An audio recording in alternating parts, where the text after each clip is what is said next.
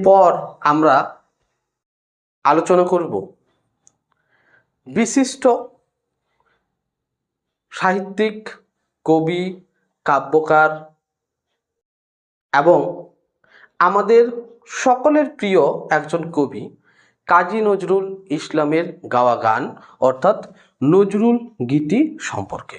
তাহলে আমরা আলোচনা করি কাজী নজরুল ইসলাম। কাজী নজরুল ইসলামের গাওয়া গান এবং কাজী নজরুল ইসলাম সম্পর্কে আমরা জানব। কাজী নজরুল ইসলাম সম্পর্কে আমরা কম বেশি সকলেই জানি না। ঊনবিংশ শতাব্দীর সময়ের যদি কথা বলি না, সেই সময়ে যখন সমস্ত কবি রবীন্দ্রনাথ ঠাকুরের লেখা তার লেখনীকে অনুকরণ করে